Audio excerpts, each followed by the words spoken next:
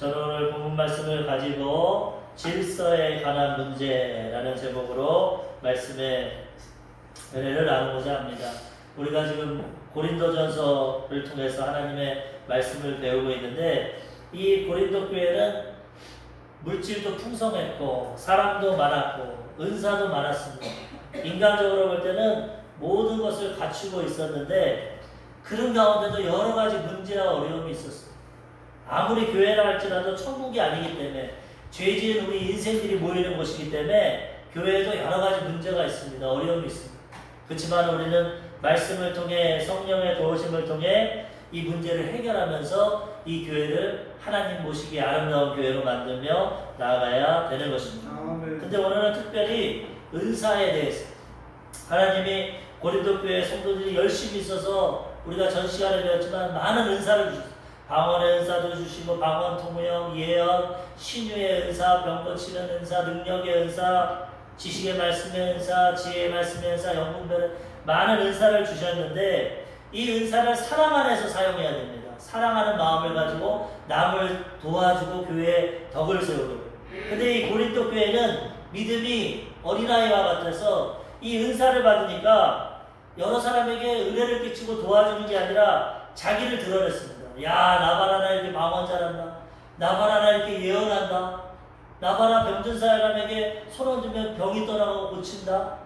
하나님께 영광을 돌리는 게 아니라 자기를 드러내고, 도리어 은사 받지 못한 사람들을 무시했습니다. 야, 너는 몇십 년을 다녔는데도 방언도 못하냐? 예언도 못하냐? 병 고치지도 못하냐? 교회에 분쟁이 일어났어. 은사 받은 사람, 은사 받지 못한 사람.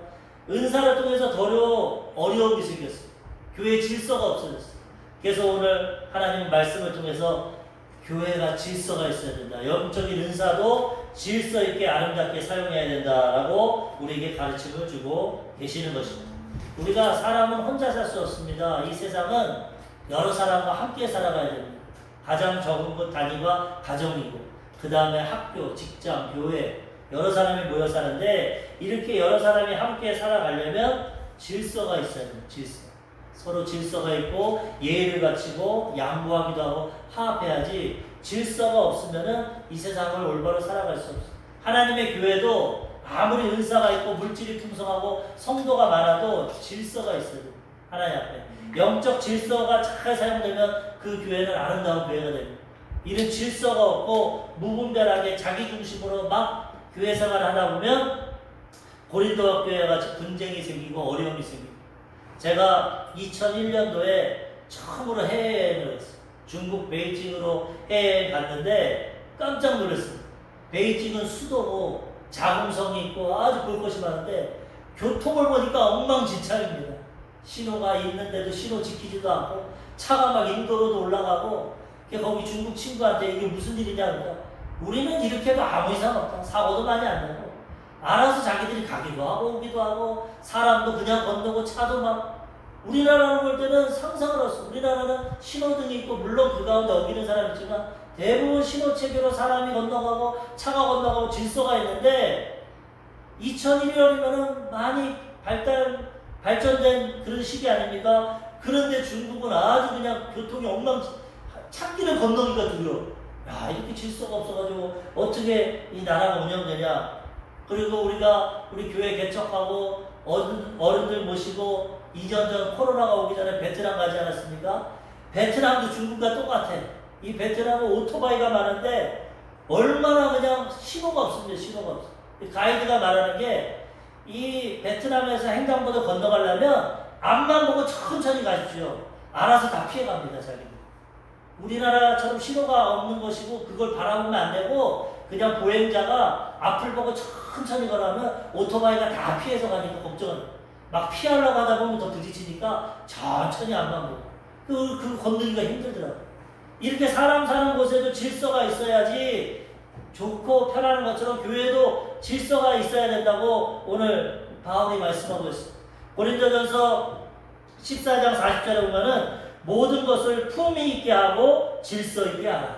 교회에서 은사를 해도 품위 있게, 난 강원 받았다고 막 떠들고 하는 게 아니라 조용하게 품위 있고 질서 있고. 성령은 거룩하고 아름답습니다.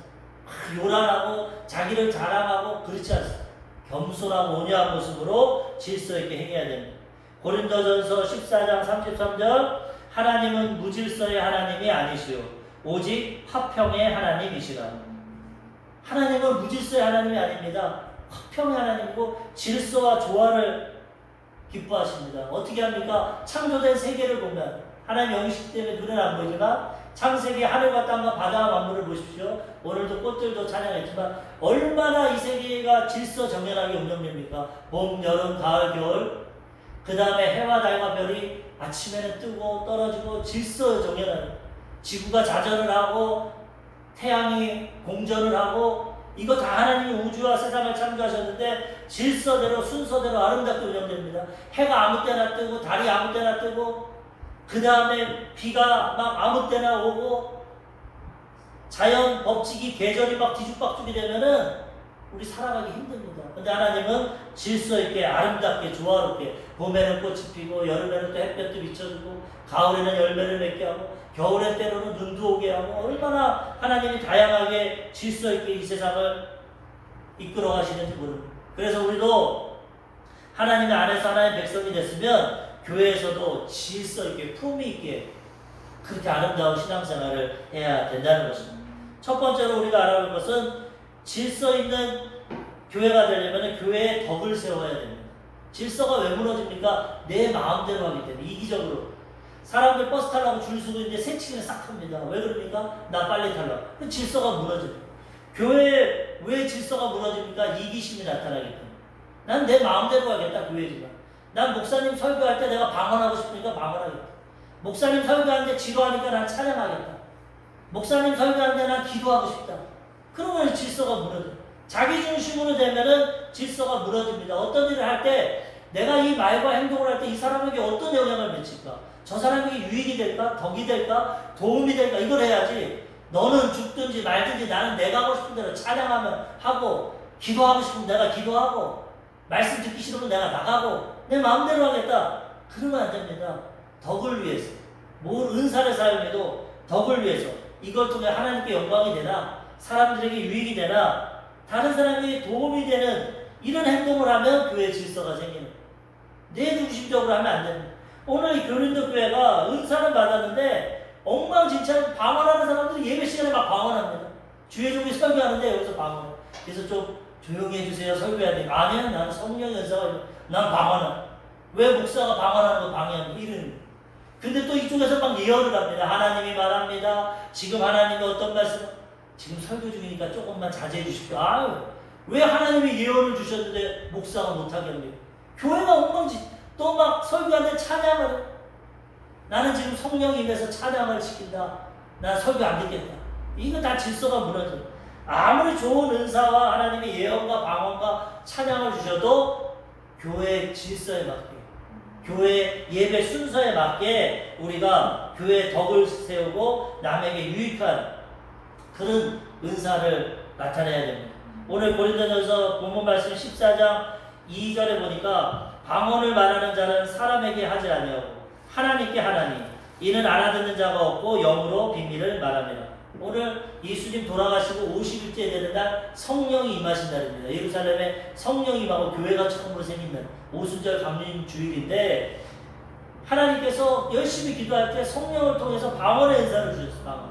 근데 오늘 뭐라고 합니까? 방언은 사람에게 자랑하려고 하는 거 아닙니다. 나발 하나 이렇게 방언 잘한다 그게 아니라 하나님께 비밀을 말하는 영으로. 하나님께서 우리가 예수를 믿으면 성령이 우리 안에 거하십니다.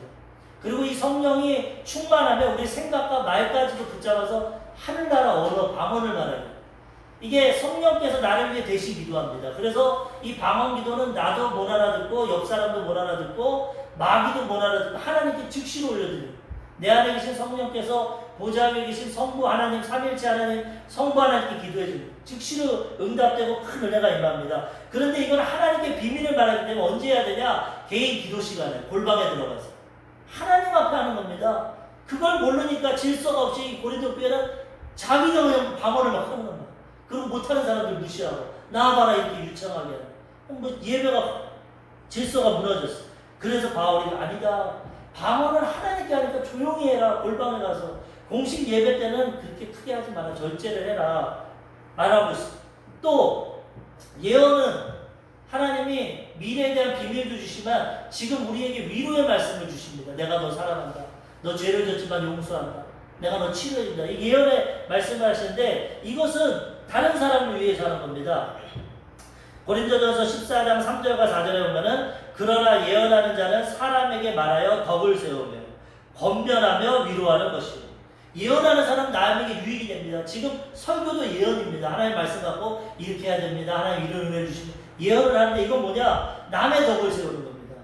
남에게 하나님이 이렇게 도와주십니다. 기도하면 응답하십니다. 남을 권면하는 겁니다. 지금 사업이 실패해도 하나님이 도와주십니다. 합력해서 선을 이루십니다. 세상에서 슬픈 일이 있으면 하나님이 도와주십니다. 위로하십니다. 예언을 통해서 도와주는 것, 덕을 세우는 것. 그렇기 때문에 지금 이 교회의 제일 문제가 방언과 은사의 예언에 대한 문제가 있었는데 방언은 자기의 유익이 됩니다. 성령이 나를 위해 기도하기 때문에. 그거는 절제해서 공예배 때는 좀 절제하고 집에서 하고 예언을 해서 교회랑 다른 사람의 덕을 세워요. 어떤 권사님이 기도하는데 옆에 권사님이 큰 고통을 당했어. 하나님 예언을 주셔. 권사님 내가 기도하는데 하나님 힘내래요. 하나님 도와주신대요. 하나님이 절대 버리지 않는데 사랑해 주신대요. 그러면 그 사람에게 위로를 받고 덕이 되지 않습니까? 예언을 해서 남에게 덕을 세워야지 자기 자신을 드러내고 자기만의 유익을 위해 은사를 사용하지 말라는 겁니다. 고린도전서 14장 5절에도 보니까 나는 너희가 다 방언 말하기를 원하나. 방언이 유익합니다. 하나님과 깊이 교제하니까. 방언 기도 받기 전에 5분 10분 기도 못해. 할 말이 없어. 방언하면 1시간 2시간도 깊이 기도할 수 있고 기도할수록 하나님의 임재를 체험하게 됩니다. 그래서 바울이 나 다 너희가 은혜 받고 은사 받고 방언 말하기를 원한다. 그렇지만은 특별히 예언하기 원한다.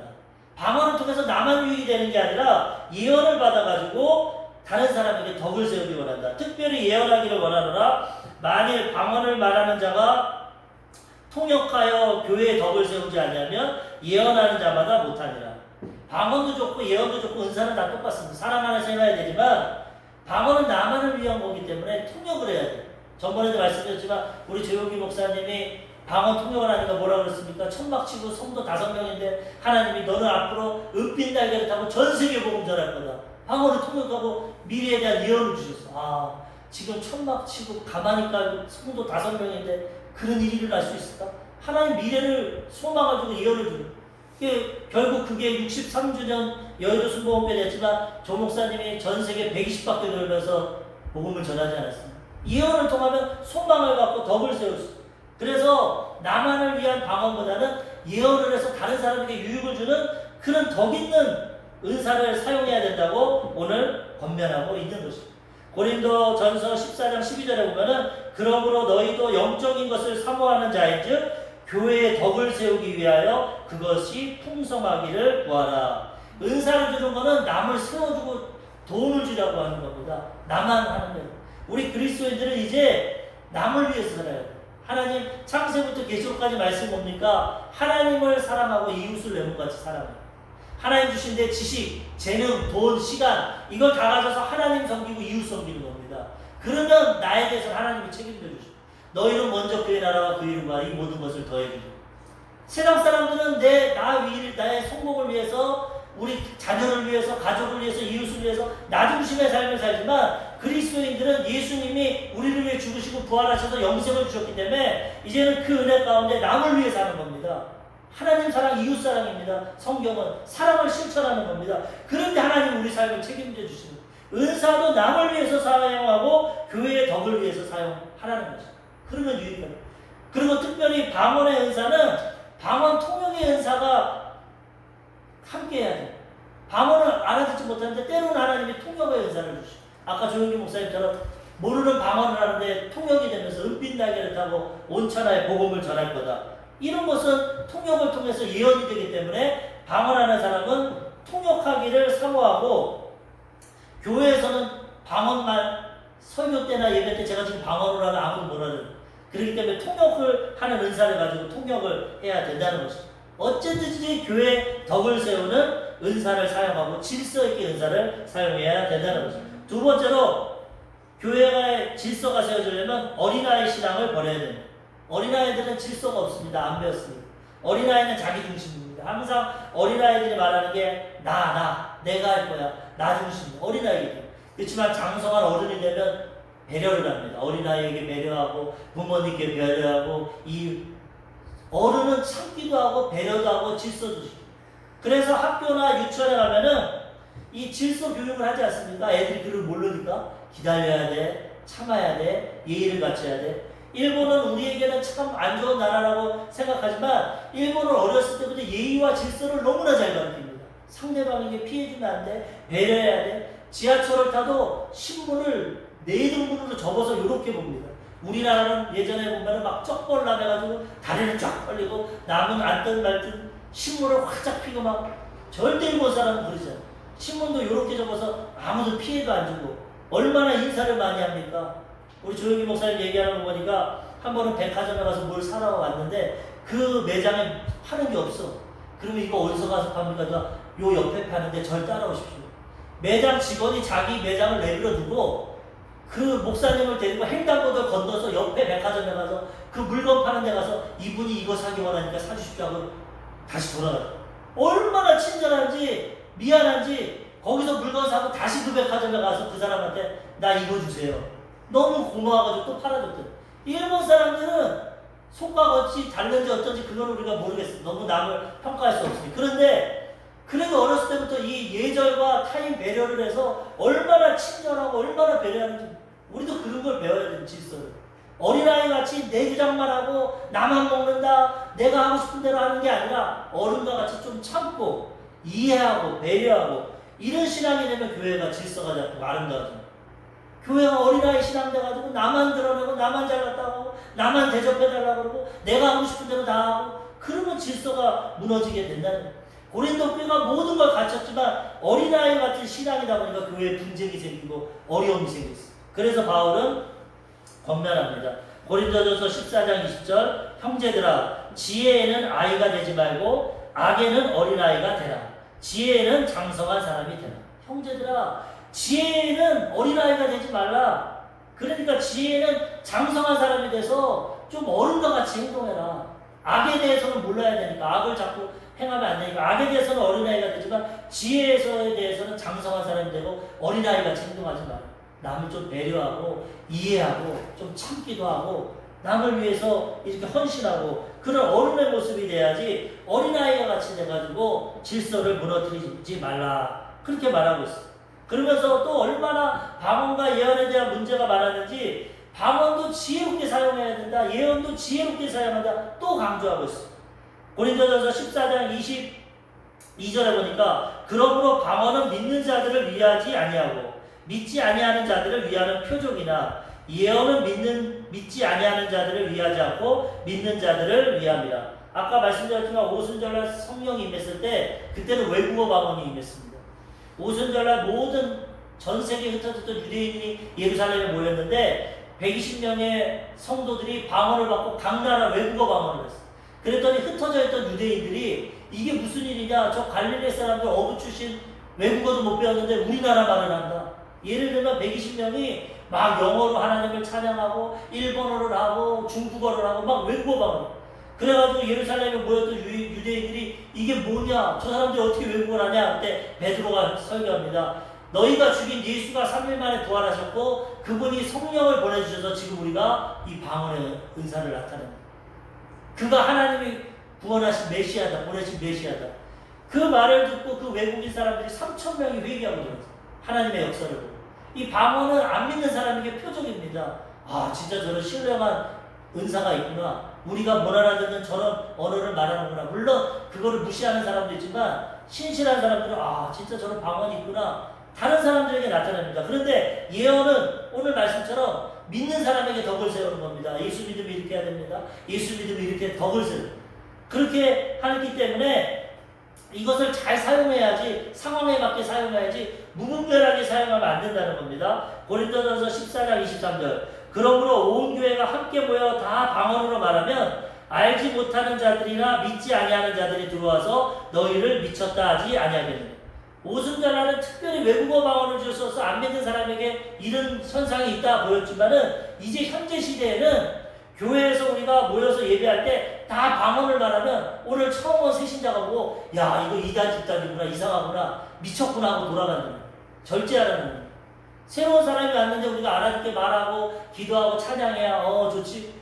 오는데 그냥 막 손을 들고 막 눈물을 흘리고 방언만 말해보십시오. 무서워서 그냥 갑니다. 그렇게 하지 말라는 거예요. 절제하라는 거예요. 우리끼리 뭐 성령 대망을 하고 교인들끼리 할 때는 뜨겁게 눈물도 흘리고 방언도 하고 간절히 기도하겠지만 이렇게 주일 공예배에는 절제하고 조용히 말로 기도하고 내 기도가 옆 사람에게 해가 되지 않게 덕을 세우고 어른과 같이 지혜롭게 사용해야지. 나 은사 자랑하려고 내 방언이 더 유창하다고 막 방언 크게 해가지고 믿지 않는 자들에게 덕을 안 끼치면 안 된다는 거예요. 또 고린도전서 14장 24절에 보면은 그러나 다 예언을 하면 믿지 아니하는 자들이나 알지 못하는 자들이 들어와서 모든 사람에게 책망을 들으며 모든 사람에게 판단을 받고.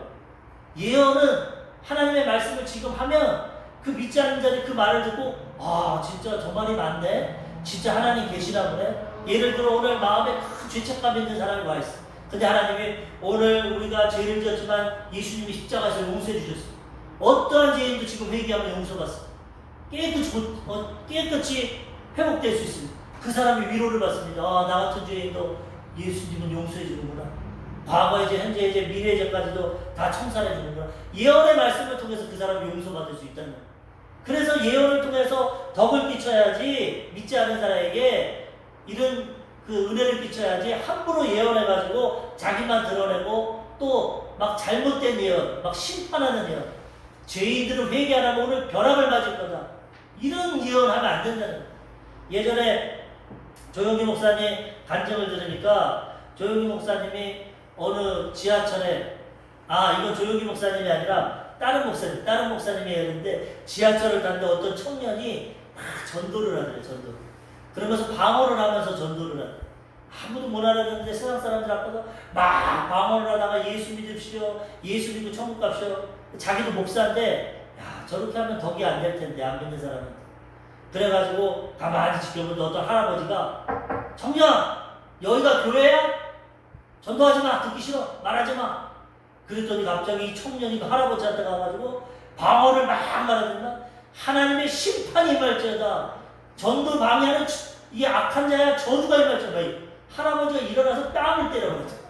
이게 그리스도의 무지입니다. 안 믿는 사람한테 예의를 갖추고 사랑으로 하나님 사랑하십니다. 예수 믿으면 좋은 일을 합니다. 행복합니다. 이렇게 겸손하게 해야지.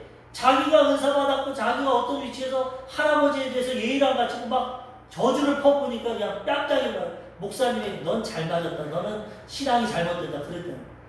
하루는 또 조용기 목사님이 그 공무원 청사에 갔다는 거. 뭐 종교적인 일이 있어 청사에 갔는데 엘리베이터 문이 열리니까 어떤 사람이 앞에서 확 소리를 지르면서 예수 천당 불신지라고 이렇게 전도를. 사람들이 깜짝 놀라가지고 이게 뭐야? 예수 믿으면 천국 가고 안 가면 지옥 갑니다. 문이 딱 닫히는데 이 조용기 목사님 워낙 유명하니까 다른 분들이 교회에서 저렇게 가르칩니까 목사님?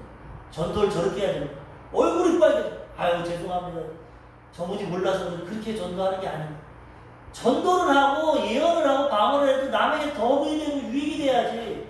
그렇게 무례하게 남 놀래게 남을 무시하고 저주하고 덕이 안 된다는 겁니다. 어린아이 같다는 겁니다. 그렇게 하지 말고 지혜롭게 예수를 믿는 건 다른 거 없어요. 은사 못 받아도 우리 전 시간에 배웠지만 사랑이 제일입니다. 은사 하나도 없어도 사랑 실천하면은 그 사람은 다 아는 거예요. 근데 은사 아무리 많아도 사랑을 행하지 않으면 내가 말 때문에 이웃이 상처받고 심판받고 실족한다면 그건 아무런 은혜가 없는 덕이 없는. 저도 안 믿는 친구들에게 많이 전도해보지만 전도하면 친구들이 뭐라고 합니까? 야 우리 예수 믿는 고모가 더하더라. 우리 예수 믿는 이모가 더하더라. 니네가 잘 믿어라 이럽니다. 우리도 예수 믿어도 불안전하기 때문에 남에게 상처와 아픔을 주는데 우리 정신 차려야 됩니다. 예수 믿으면 말 한마디라도 잘해야 돼. 겸손하게 행동도 잘해야 돼. 손해보고 이해하고 사랑을 실천해야 돼. 그래야 예수 믿는 사람 틀리다. 저 고모 옛날에 예수 안 믿을 때 자기밖에 모르고 이기적이고 고집불통이었는데 예수 믿고 천사같이 저렇게 양보하고 겸손하고 사랑을 실천해. 그럼 예수 전도 안 해도 믿습니다. 자기는 마음대로 살면서 예수 믿어야 천국 가. 예수 안 믿으면 심판받아. 누가 교회 가겠어? 우리 한국 교회가 지금 기독교가 땅바닥에 떨어져 있어. 먼저 우리 믿은 사람들이 너무 잘못해가지고 사업하는 분한테 전도하면 선생님 예수 믿는 사람들이랑 말이 안 통해요. 얼마나 이기적인 줄 알아요? 나 그런 예수 안 믿어요. 예수 믿는 사람들이 정말 하나님의 은혜 받고 성령 충만해서 겸손하고 온유하고 양보하고 사랑 실천해야 그게 전도가 되고 은혜가 되지. 예수 믿는다고 하면서 남을 가리키고 나를 드러내고 함부로 말하고 행동하면 전도도 안 되고 하나님 영광 가리고 다른 사람들 천국 길을 막는 겁니다. 철저히 우리 먼저 예수 믿는 사람들이 돌아보고 어린아이 시간 버리고 장성하게 예의를 갖추고 겸손하게 사랑 실천하면 복음이 전해지고 구원의 역사가 나타납니다. 한국 기독교가 130년 됐는데 처음에는 어떻게 했습니까? 미국인 선교사들이 와가지고 병원 지었습니다. 학교 지었습니다. 병원에 아픈 사람 치료해주고 공부시켜주고 좋은 구제물품 주고 사랑을 실천하니까 많은 사람들이 야 예수 믿으면 좋은 거구나. 공부도 가르쳐주고 병도 고쳐주고 먹을 것도 주고 6.25 이후에 미국이나 호주나 우리 외갓집도 호주 선교사를 통해서 3대째 예수 믿지만은 그분들이 와서 아픈 사람 치료해주고 빵을 주고 먹을 것 주고 사랑을 실천하니까 복음이 전해졌지. 거드름 피우고 심판의 말을 하고 예수 안 믿으면 지옥 간다. 너희들은 예수 안 믿으면 복 못 받는다. 이랬다면 아무도 못 믿습니다. 희생하고 헌신하고 사랑을 실천해야 그 복음이 증거돼요. 지금 한국 교회가 너무 부흥되고 성장돼서 교만해져 버렸어. 너무 거만해 예수 믿는. 그러면 안 됩니다. 예수님은 나는 마음이 온유하고 겸손하니 나의 멍에를 메고 배우라. 어느 누구를 만나도 어린아이를 만나더라도 겸손하고 온유하게 우리는 사랑을 실천해가지고 덕을 세우며 은사를 사용하고 하나님 주신 것을 사용해야 되는 것입니다. 마지막 세 번째로 은사를 질서 있게 사용해야 됩니다. 지금 길게 말했지만은 어떤 은사도 질서에 있게 사용을 해야 돼요.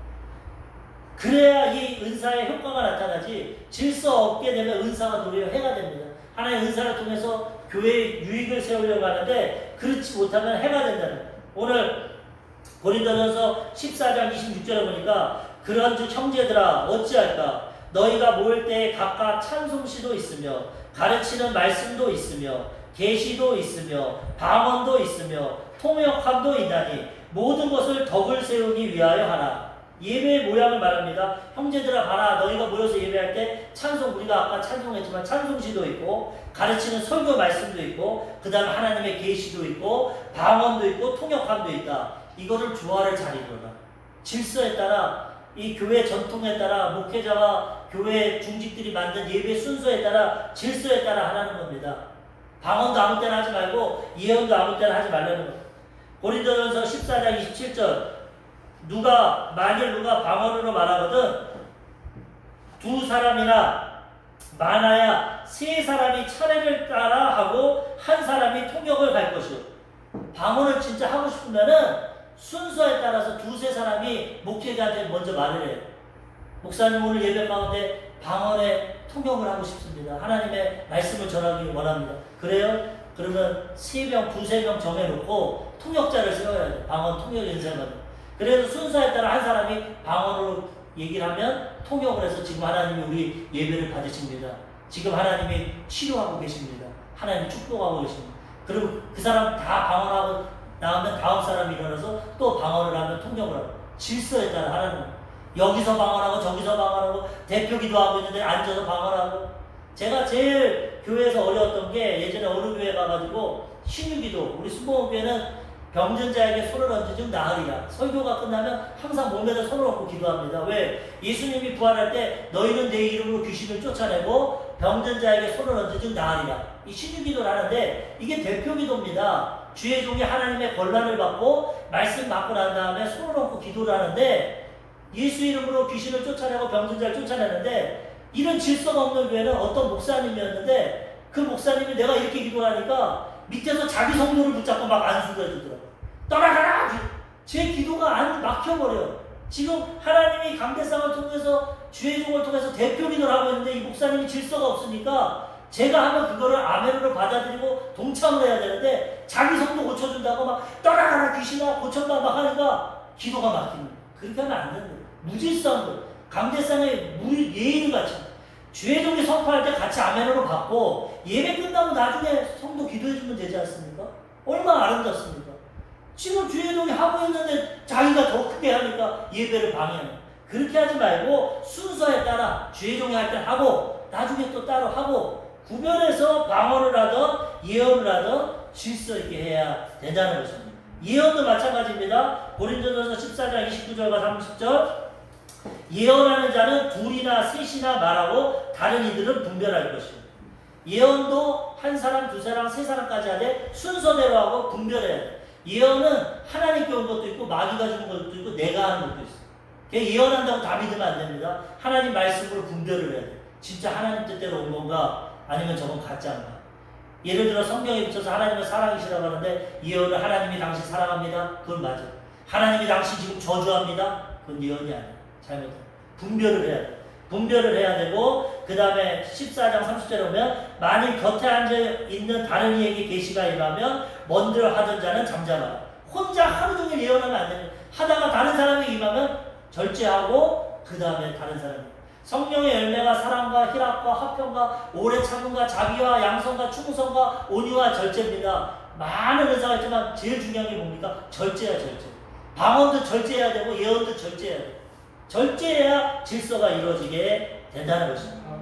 그래서 우리가 이렇게 질서 있게 은사를 사용하면 그것을 통해서 하나님께 영광을 돌리고 사람들에게 덕을 끼치고 교회에게 은혜를 끼치게 된다는 것입니다. 그리고 마지막으로 요 14장을 마치면서 바울이 여자에 대한 교훈도 합니다. 왜?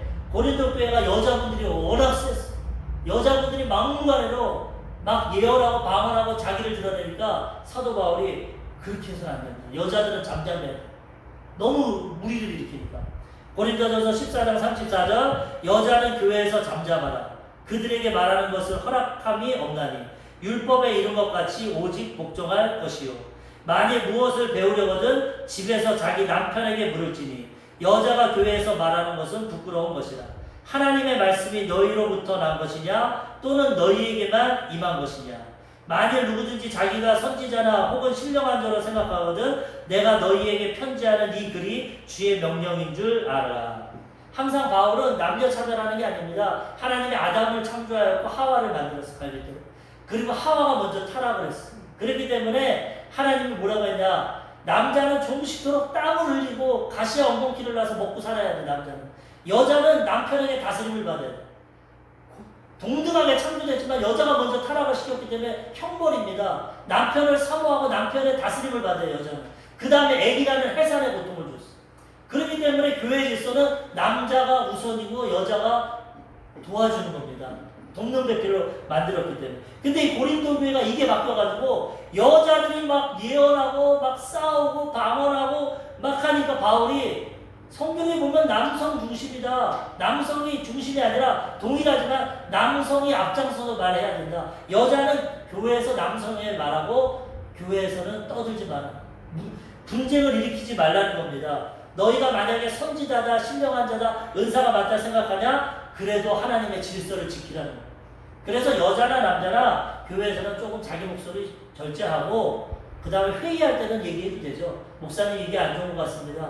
이게 뭐 나쁩니다. 서로 회의를 해서 하되 너무 자기 소리를 내고 자기 주장을 하고 여성들이 너무 그냥 나서는 거는 옳지 않다고 바울이 가르칩니다. 그래서 뭐 남성만 말하고 여자는 말하지 마. 그게 아니라 아름답게 조화와 질서를 이루라는 것입니다. 오늘 말씀을 통해서 영적 질서의 문제에 대해서 알아봤습니다. 교회도 질서가 있어야 됩니다. 남을 위해서 은사를 사용하고 조화를 이루어야 되는 것입니다. 우리 사랑하는 성도님들이 오늘 말씀을 통해서 이러한 질서와 조화를 잘 이해하시고 은사를 사용하든지 봉사를 하든지 무엇을 하든지 하나님을 위해서 교회의 덕을 위해서 이웃을 위해서 사랑을 베푸시고 은혜를 나누시는 지혜로운 장성한 분량의 우리 성도님들이 되시기를 주님의 이름으로 축원합니다. 아멘. 기도하겠습니다.